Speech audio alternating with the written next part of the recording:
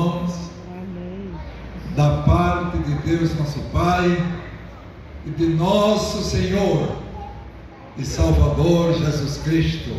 Amém? Amém. Olha, eu estou tão feliz que não sei expressar através da palavra a minha gratidão por ser partícipe deste culto na qualidade de pregador. O irmão Mário ligou para mim e me convidou para pregar nos 50 anos da irmã Nalva, no dia 8 de julho. Aí eu gravei a data na cabeça, que eu não esqueço de jeito nenhum. E o Deus a quem servimos, Ele está honrando a irmã Nalva. Amém. Irmã Nalva gasta a sua vida na obra do Mestre.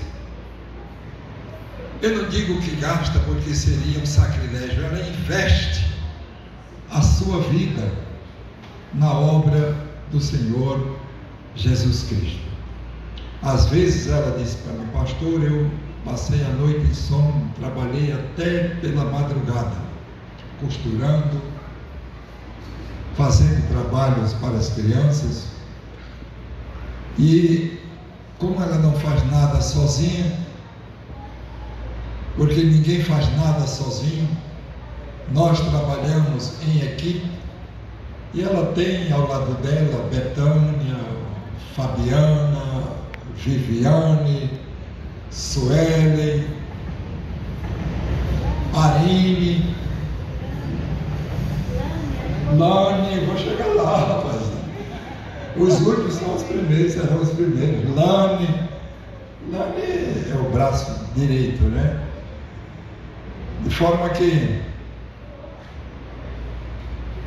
a gente fica tão feliz e rever Pedro, Paulo, esposa, a sua mãe. Vocês, quando chegam aqui, enchem os nossos corações de alegria. Amém. Glória a Deus. Os que estão alegres, digam amém. Amém. Eu também estou alegre, não é? Eu saí de casa, quando eu cheguei ali bem pertinho, eu fiquei preocupado. Eu disse: ó, será que nós vamos ter um bom número na igreja à altura deste culto? 50 anos é uma data belíssima, uma data especial. As pessoas dizem: ah, um homem de 50 anos, uma mulher de 50 anos de idade, está uma pessoa com meia vida. Aí eu pergunto: mas quantos de 100 a gente encontra por aí? Não é isso? Então, você está de parabéns. Ela está um pouco magrinha, né?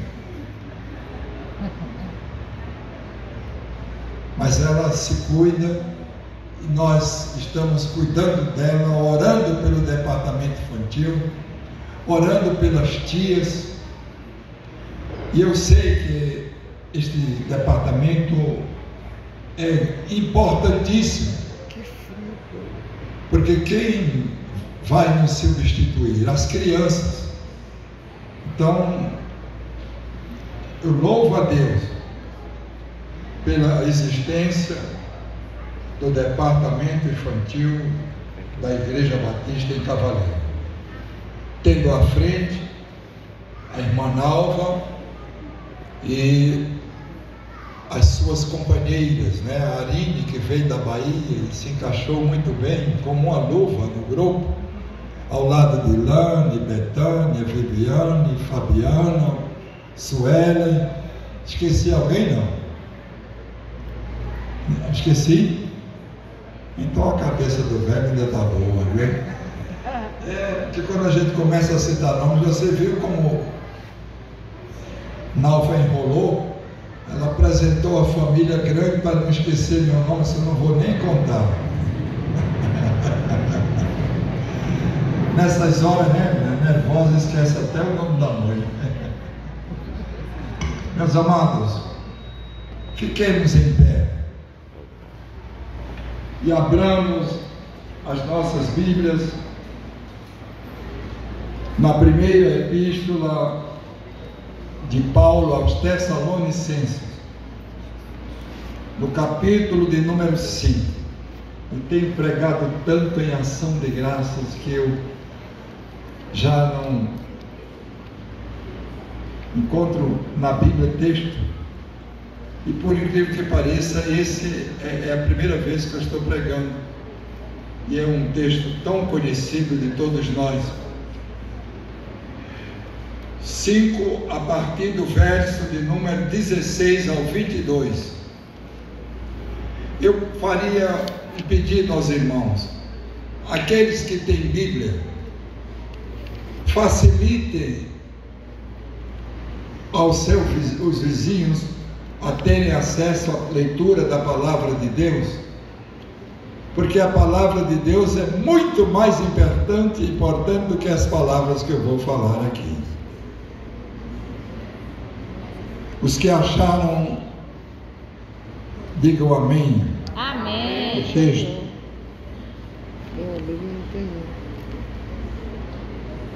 Regozijai-vos sempre,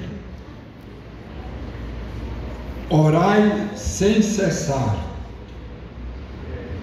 em tudo dai graças, porque esta é a vontade de Deus em Cristo Jesus para conosco. Não apagueis o Espírito, não desprezeis as profecias, julgai todas as coisas, retende o que é bom, abstende-vos de toda forma de mal. Que o nosso amantíssimo Deus, amados do Senhor, aplique aos nossos corações a leitura de sua santa palavra. Amém? Amém. E amém. Sentai-vos, queridos. Está aí, irmãos, um texto lindíssimo das Sagradas Escrituras, escrito por Paulo apóstolo, a quem eu chamo de meu herói, o grande pregador, o maior de todos os tempos depois de Jesus Cristo. Eu gostaria de ler o contexto, porque são diversos preceitos e conselhos que o grande apóstolo do Senhor deixou para todos nós. Agora, a partir do verso 12: vos rogamos, irmãos, que acateis com apreço os que trabalham entre vós e os que vos presidem no Senhor e vos admoestam, e que os tenhais com amor em máxima consideração por causa do trabalho que realizam. Vivei em paz uns com os outros. Exortamo-vos também, irmãos, a que admoesteis os insubmissos, consoleis os desanimados, ampareis os fracos, e sejais longânimos para com todos. Evitai que alguém retribua a outro em mal por mal. Pelo contrário, segui sempre o bem entre vós e para com todos. Ele finaliza no verso 22 dizendo: abstende-vos de toda forma de mal. Meus queridos irmãos, sem sombra de quaisquer dúvidas, se tem uma coisa que alegra o coração de Deus, é o coração de um crente agradecido. Tudo que temos, tudo que somos, vem das mãos de Deus. Por isso nós devemos ser gratos. Até um hino que diz: conta as bênçãos, conta quantas são, todas recebidas das divinas mãos. Vem dizê-las todas de uma vez, e verás surpreso o quanto Deus já fez. Tem pessoas que são chatas de galocha, são ranzinzas, reclamam de tudo. Quando chove, está chovendo demais, lá vou ter que me agasalhar. Quando faz sol, reclama: mas meu Deus, que sol causticante, eu estou com sudorese, estou suando.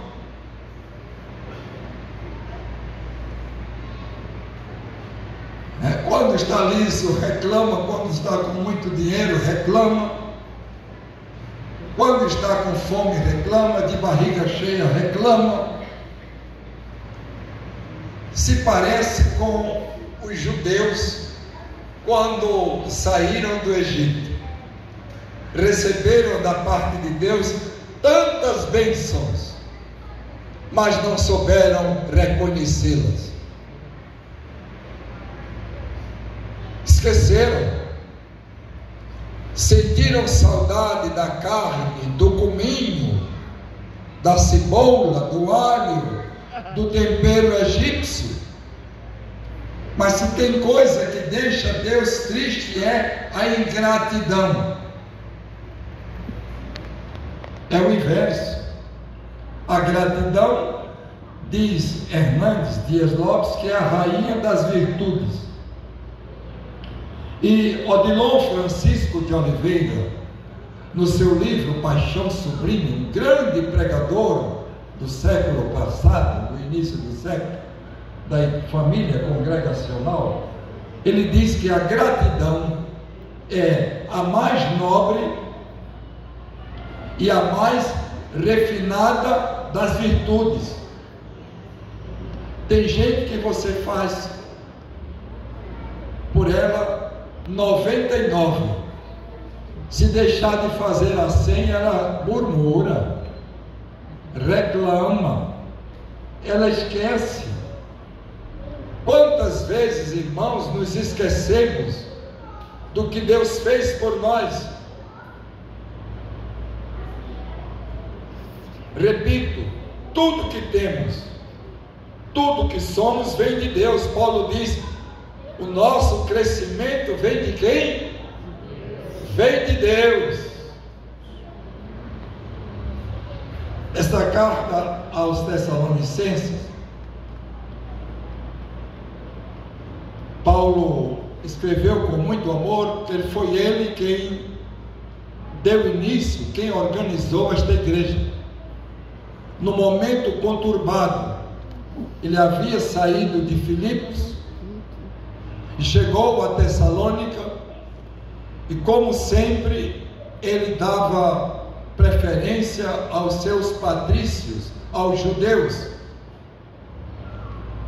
e ia pregar na sinagoga, e aproveitava e pregava o evangelho nas praças, e arrastava consigo grande e numerosa multidão. E em Tessalônica, com a pregação feita por Paulo, houve um grande número de decididos, entre eles Jason e altas mulheres, e mulheres da alta sociedade, e isto causou uma inveja nos judeus, e eles ajuntaram os vagabundos da cidade e promoveram um movimento contra Paulo, dizendo que estes estão nos perturbando, estão criando alvoroço na cidade. E Paulo, irmãos, passou ali apenas de 1 a 3 meses. Teve que sair fugido para Bereia. Mas, meus irmãos, a semente havia sido plantada, A revolta dos judeus foi tão grande que prenderam a Jason e a sua família, e ele saiu mediante pagamento de fiança. Mas o grande apóstolo nunca se esqueceu de orar pelos Tessalonicenses e mandou Timóteo ir até lá, e Timóteo foi e voltou e trouxe para Paulo uma notícia auspiciosa. É que os atenienses que se converteram estavam firmes na fé. Sabe por quê, irmãos? Porque a fé, ela vem pelo ouvir, e ouvir o quê? A palavra de Deus, a palavra de Cristo. E Paulo já começa a doutriná-los, ensinando a que eles levassem uma vida de oração. Orai sem cessar. Irmãos, pastor, e a gente ora sem cessar? Ora, irmãos. Ora.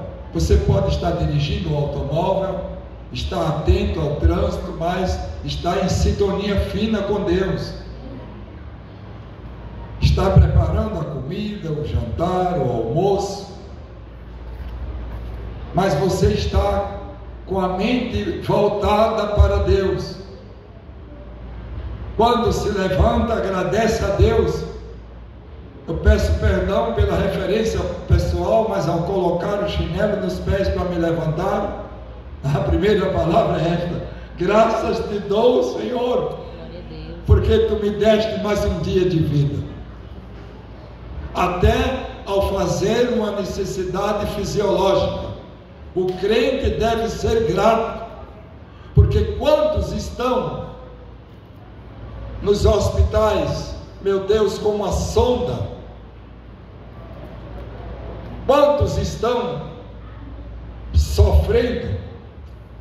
E se você está em pé, está com saúde, mesmo que não seja uma saúde plena, porque hoje ninguém tem a saúde plena, até as crianças. Quantas crianças estão morrendo? Quantas? Lá em Siriaí, uma menina de 11 anos sentiu uma dor de cabeça e foi levada ao hospital e morreu vítima de um aneurisma.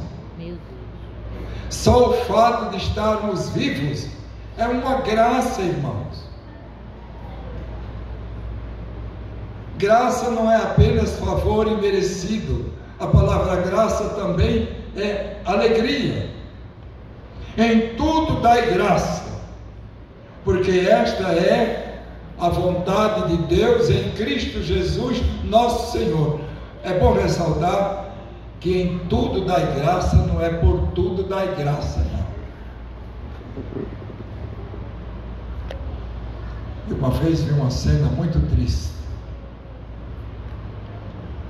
Trabalhava no Cais do Porto, era inspetor da guarda, e recebi um telefonema para ir à Praça Rio Branco, porque havia um tumulto. Quando eu cheguei lá, estava o povo linchando um rapaz, porque ele estava estuprando uma criança, e ela ainda deficiente física.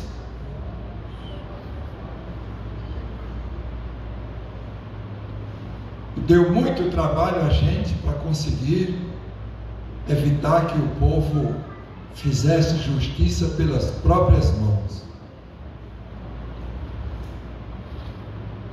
Meu Deus, que coisa mais triste. A que ponto o homem chega? Mas eu disse: mas eu te dou graça, Senhor, porque eu sei que se ele não se arrepender, tu vais fazer justiça com ele. Deus é amor. Mas Deus é justiça. E não tem conversa quando aquele que comete pecados não se arrepende, não pede perdão, não suplica a graça divina.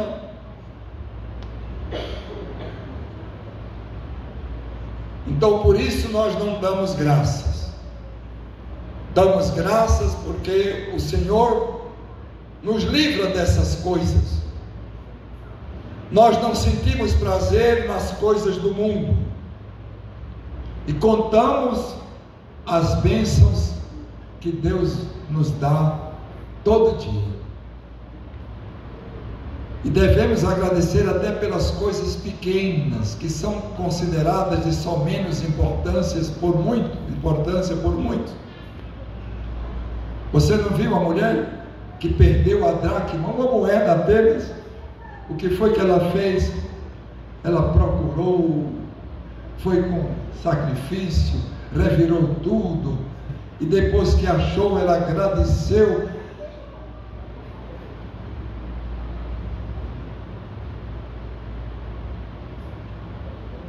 Agradeceu por uma moeda.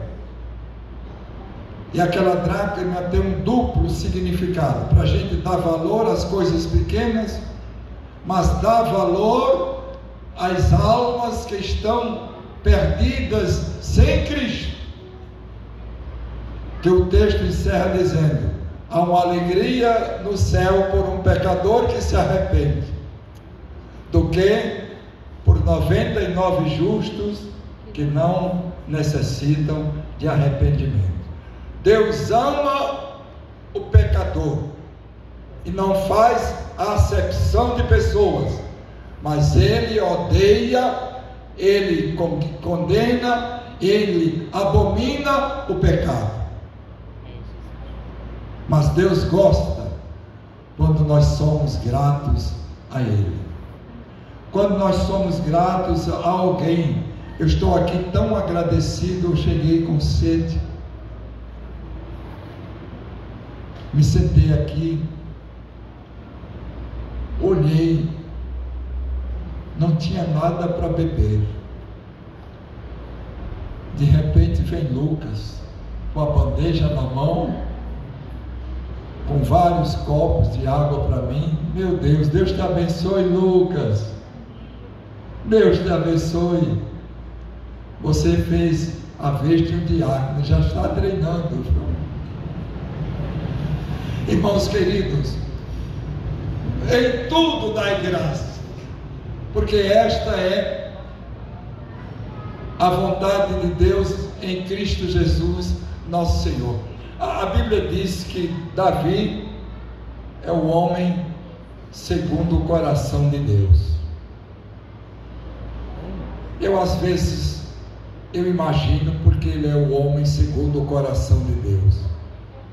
Porque eu nunca vi na face da terra um homem tão grato quanto Davi.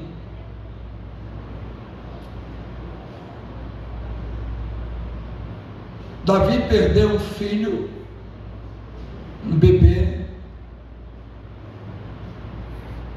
e ele orou tanto para que aquela criança não morresse, suplicou tanto a Deus com lágrimas, de joelhos, com jejum,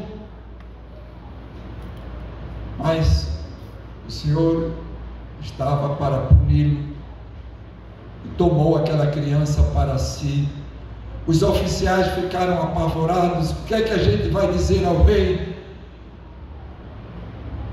Mas Davi, que era inteligente, entendeu e voltou-se para ele e perguntou-lhes: a criança morreu?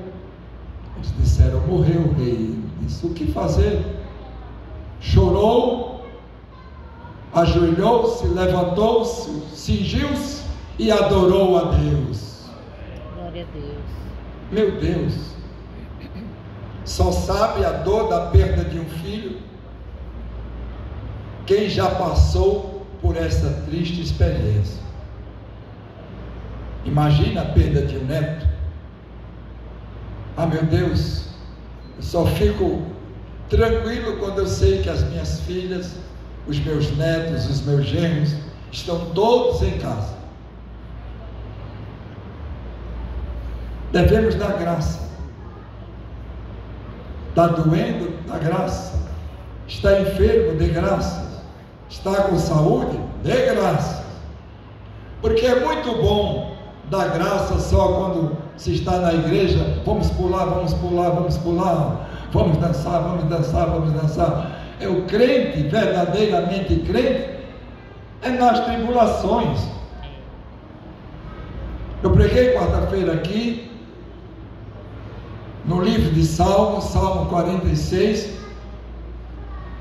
O nosso Deus é o nosso refúgio e fortaleza, é o nosso socorro bem presente na angústia ou nas tribulações. É um salmo, é uma poesia, né? Mas muito, o refrão é esse. Ele é o nosso refúgio, o Senhor é a nossa fortaleza. Então dê graças. Eu vi o Augusto Nicodemos contar uma história de um moço que ele sonhava em ser missionário. Foi numa escola, um seminário, matriculou-se, estudou muito, concluiu o seu curso, e ele foi designado para fazer missões lá na África, numa tribo longínqua. E ele gastou muito tempo para chegar lá, viajando a pé, de cavalo, de barco, até que encontrou essa tribo num lugar mesmo separado de todos. E quando ele chegou lá, ficou desconfiado. Ele viu várias cabeças no chão, cabeças de seres humanos.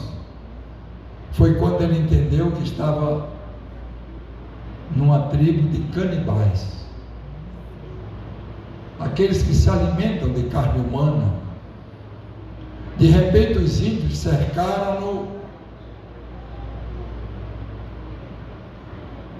agarraram ele, amarraram a um poste e começaram a cantar, dançar, e fizeram uma fogueira. Lá estavam as mulheres cortando legumes. Aí ele estava entendendo que o prato era ele. Ele disse: Senhor, tem misericórdia de mim, Senhor.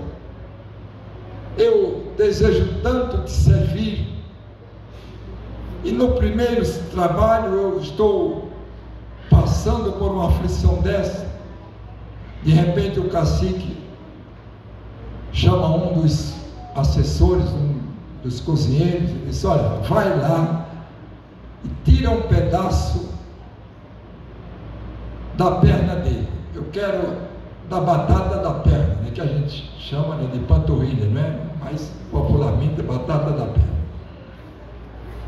Aí o índio correu, pegou uma faca afiada, chegou lá na perna direita dele, abaixou e tirou um pedaço.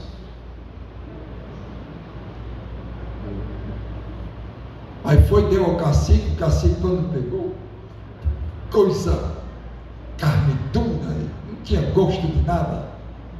Ele disse: deixa para lá, por favor, solta esse camarada, a carne dele não presta para nada, solta, solta.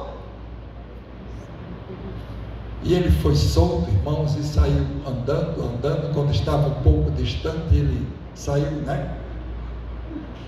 Perna para quem te quer.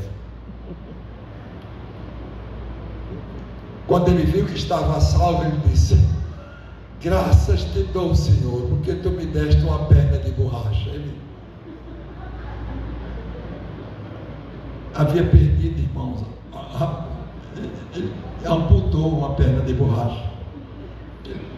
Ele era deficiente físico. Imagina se fosse na perna esquerda, né? Tinha servido para sopa. Se essa história é verídica, eu não sei.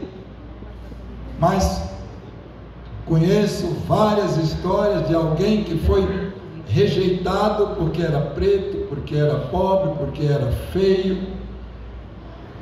Mas Deus, quando honra, honra. Qui honore, honore. Quando Ele quer que você seja alguém, ninguém pede. Porque a porta que Ele abre, ninguém fecha. E a porta que Ele fecha, ninguém abre. Davi foi tão agradecido a Deus. Ele escreveu um dos salmos mais lindos, Salmo 103. Bendize, ó minha alma, ao Senhor, e tudo que há em mim, bendiga o seu santo nome. Bendize, ó minha alma, ao Senhor, e não te esqueças de nenhum dos seus benefícios, porque é Ele quem perdoa as tuas iniquidades, é Ele quem redime a tua alma da cova, a tua vida da cova, é quem te farta na velhice, é quem cura as tuas enfermidades. Então, irmãos, nós dependemos em tudo do nosso Deus. É por isso que Jesus Cristo declara no capítulo 15 do Evangelho de João: sem mim nada podeis fazer. Eu gosto de encerrar as pregações. Eu ia contar um caso aqui bíblico. Eu vou contar, eu sei que está a hora um tanto avançada, do rei Ezequias. O rei Ezequias foi um dos maiores reis de Israel. Foi quem trouxe água para Jerusalém. Hoje, acidentalmente, eu estava vendo um vídeo passando, uma jovem falando da parte subterrânea do templo de Jerusalém, aquele templo construído pelo rei Herodes, que no ano 70 foi destruído pelo general romano Tito, para cumprir uma profecia de Jesus Cristo, quando ele diz: vede essas edificações, essa estrutura, não ficará pedra sobre pedra que não seja derribada. E ela mostrou hoje as águas canalizadas pelo rei Ezequias. Eu disse: meu Deus, ainda tem gente que não acredita na Bíblia. Esse rei Ezequias teve a cidade de Jerusalém cercada pelo grande e numeroso exército assírio,